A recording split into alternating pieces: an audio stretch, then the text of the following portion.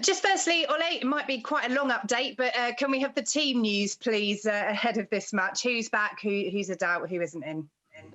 The short version is it's Luke Shaw, Jesse Lingard and Phil Jones are the only ones who didn't join in parts of the training today. Then they're at different stages. Some of them had the recovery after the internationals on Wednesday and travels. Some are just working back after illness and fitness and will make a decision tonight. But most of them have joined in the last or today, and then some joined in yesterday. So it's looking good. So the likes of Marcus Rashford, Mason Greenwood, Eric Bailly, Victor Lindelof are all possibles?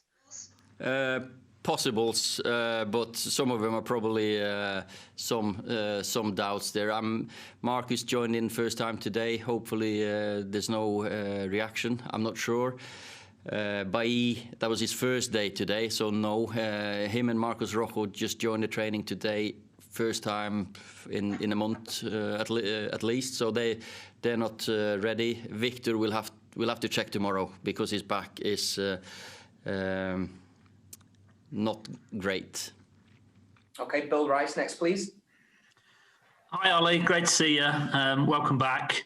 Thank you. I'm sure you've been saddened by the news recently. Obviously, the death of Nobby Stiles and then Bobby Charlton's diagnosis with dementia as well. I'm just wondering what your thoughts are on the situation at the moment, whether you think the football authorities and the sport have a more of a responsibility to do more and to help more.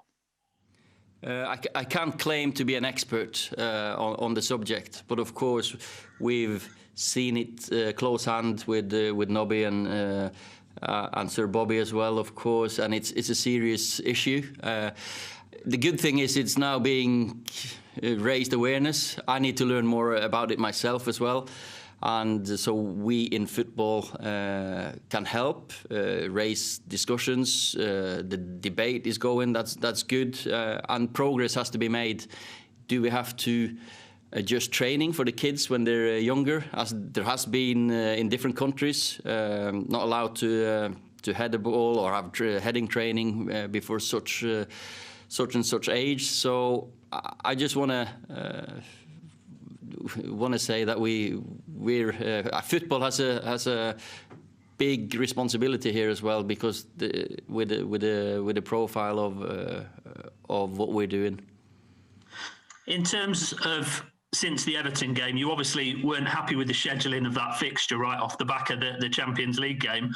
I know Steve Bruce has been talking today about the 5 subs rule and saying that he thinks it's the hectic schedule and so many games in a short space of time that's the real problem, rather than needing more substitutes. Would you tend to agree with that?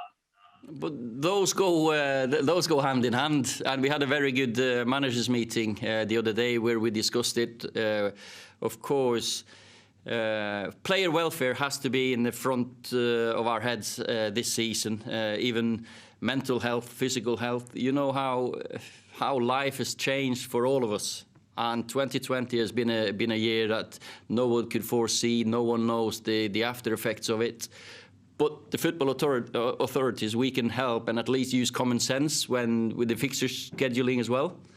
And we as managers, we also need to look at looking after players when they've played maybe too many games. We need to try to get the rest when possible. It's a complex situation for many of us, and I think, and I know, loads of injuries happen towards the end of games.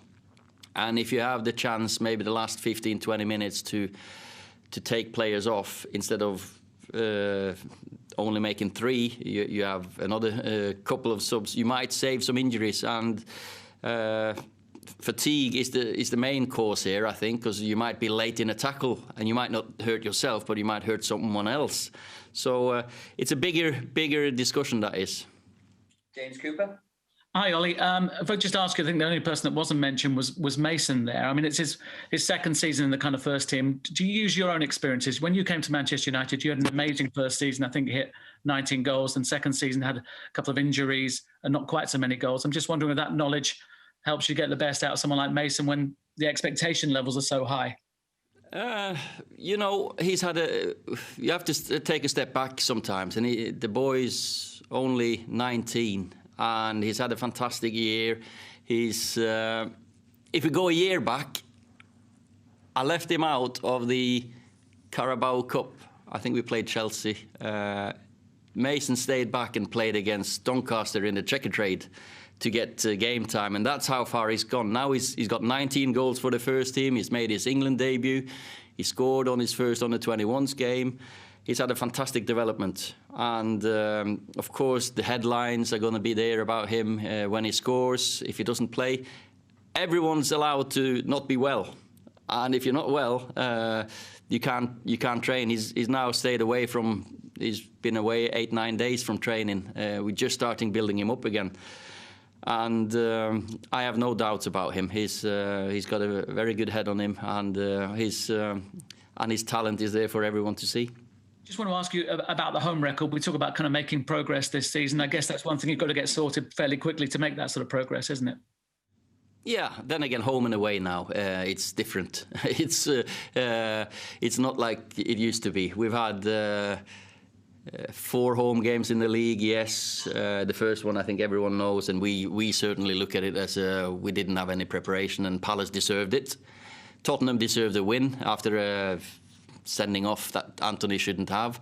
The 2 games against Chelsea and Arsenal, very close games, where I'm 100% sure if we'd had our fans, that would have helped us and maybe sparked that little extra X factor that we needed. Our biggest win this season, and almost maybe the best game we've had, is against Leipzig at home, though. So it's something we want to correct. Of course, we want to go against West Brom now and get our first home win, hopefully. But it's a different sensation now playing without the fans behind the goal at Stretford, and they normally score a goal for us.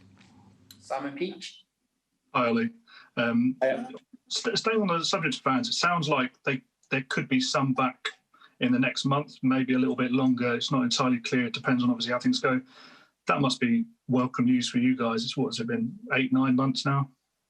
Yeah, it's welcome news for the players and the clubs, of course. But I think the biggest plus is for the fans that can come and watch the games again, because it's watching it on television, not getting that close contact and connection with the players that you admire and you adore.